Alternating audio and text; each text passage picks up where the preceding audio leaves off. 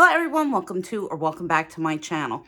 I have a chatty video today, but before I get started, let me start out with bag of the day, which is my Tory Burch Soft Fleming Barrel Bag. I absolutely love this, guys. I'm going to dinner.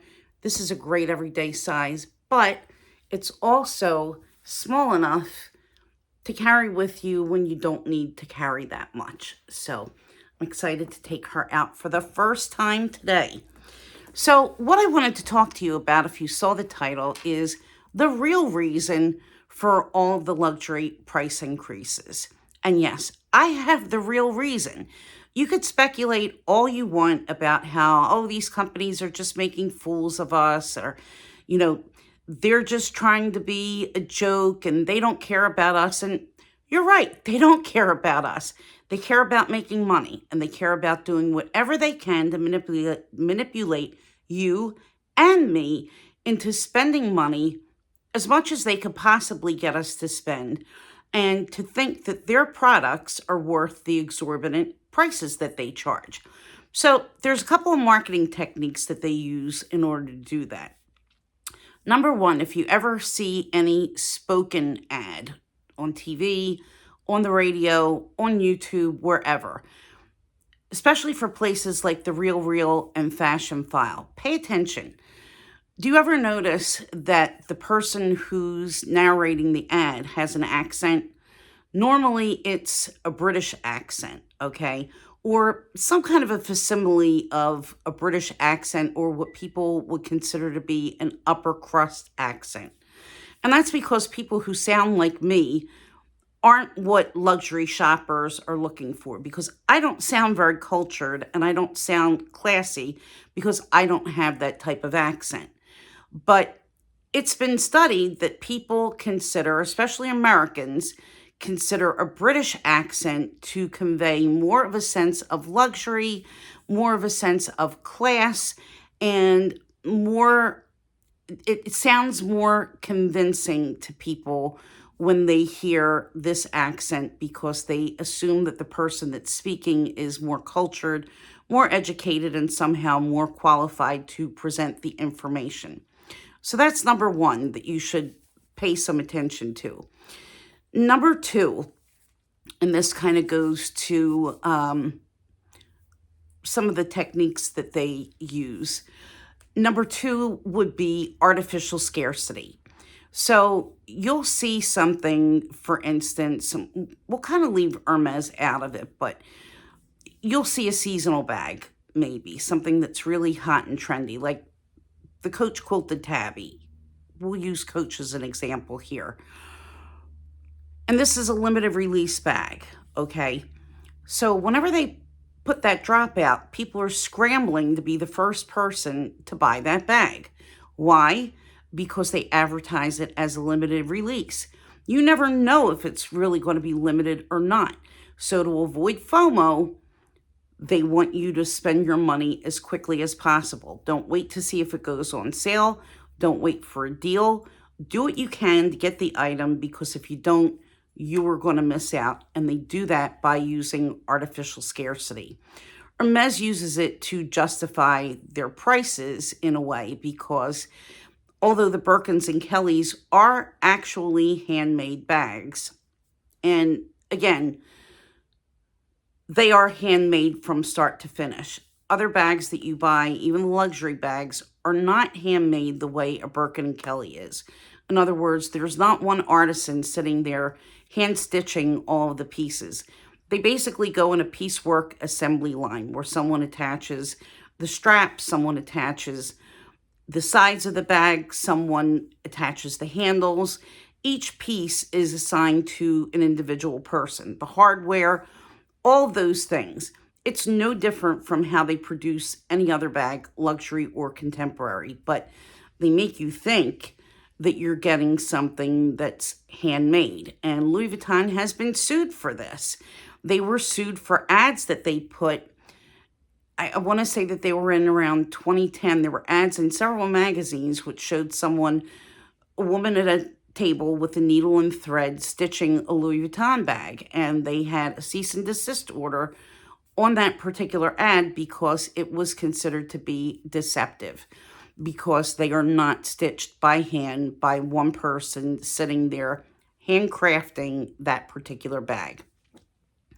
So that's one of the ways that they get you to buy more and to covet their item more and create FOMO, is to create artificial scarcity.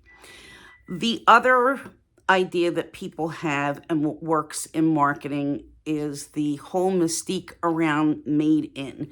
And Autumn Beckman has talked about this before, and I know that she's gotten some backlash because people have said, well, I don't want my bag made in China.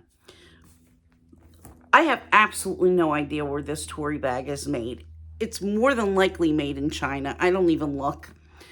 But I can tell you that the quality of this bag is just a-okay. I don't see anything different with the quality of this versus any of my Chanel bags as far as the way the bag is constructed.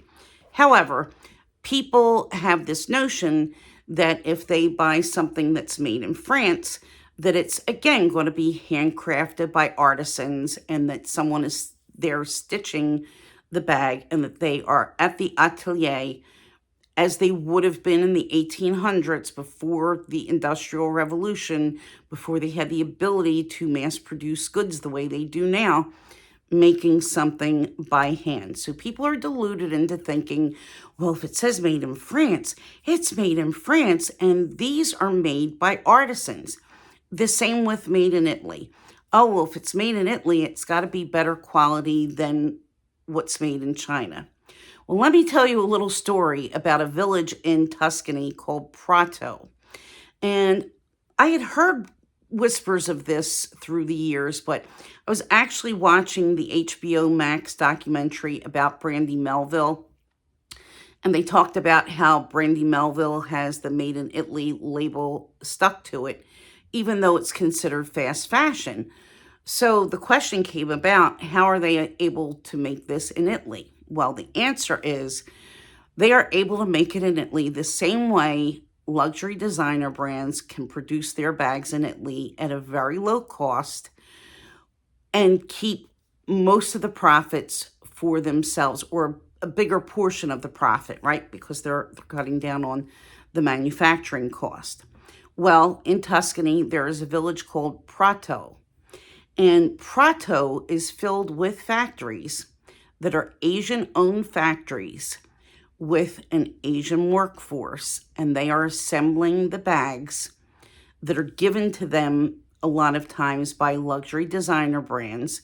And it's been confirmed that the Prato factories have, over the years, produced for Chanel, for Gucci, for Prada, for Miu Miu. And since the bag is technically put together, and again, to have the made in label, you only have to have certain steps of the manufacturing process actually done in that country in order to get the made in. But they're having the items sent to them, the pieces, they're sent to them. They are given instructions as to how to put the item together. One particular factory owner, who was an Asian man, spoke fluent Italian, told the interviewer that Chanel was the most demanding because they had a certain requirement of stitches, number of stitches that had to be within the piece, and that Chanel would come and inspect the quality. So because you're getting a bag that says made in, doesn't mean that you're getting something that's been crafted by Italian artisans or French artisans in that particular country. So it leads you to believe, is there really any difference between the bags that are produced in other countries versus bags produced in China? And what would make you think that a Chinese worker or any other Asian worker would be less skilled than a French worker or an Italian worker? And yes, there are traditions of real leather craft, but those people typically aren't making bags for the luxury brands or doing work for the luxury brands. And a little aside, I had a vintage Gucci bag years ago. It was one of the triple shoulder bags where it had 3 compartments and a shoulder strap, and the strap needed to be replaced. And when I took it to Gucci, Gucci said that they don't do their own repair work. And what they suggested to me and what they said that they have done, or actually what they do, who helps to produce bags for them, are the Amish, believe it or not. Amish leather crafters do work for Gucci, and that's according to someone who worked in Gucci at the Short Hills Mall, and this would have been around maybe 2002 or 2003. That's what I was told. So they suggested if I need the repairs to see if I could get someone to do it. And I never really went through with it. I wound up selling the bag at a very, very low price to whoever was willing to deal with it. So that was that. So don't be fooled by the made in label, guys. It's just something that's tacked in there and is virtually meaningless. But now I'm getting on to the meat of the story. Little Henry here is just napping through the whole thing. He's so precious. The number one reason why luxury brands increase their prices and why suddenly the Speedy that I paid $365 for in 2001 has quadrupled the price in 2024 is not because it's gotten any better, because the design is exactly the same. It's not because the materials are any better, because they've downgraded the quality of the hardware from brass to some kind of a gold cover metal. It is something called the VIN Effect. And this term is named by an economist who in the late 1800s discovered that when prices are raised, when prices become higher, it gives the perception that the item is more valuable and worth more money, and people are willing to perceive it in a different way and spend for it. This is how Chivas Regal got to be known as a luxury brand of liquor. After World War II, they were having trouble making sales. And this is after the war, so people were still coming out of, well, we were out of the Depression, but we were still, picking up a lot of the pieces, and people were willing to, splurge a little bit on some things. So what Chivas did was raise the price, and suddenly people wanted it because they were like, wow, that must be really good because it costs more than any other brand. So that is how they raise prices. And when people say, oh, they really don't care about us, no, they don't care about you.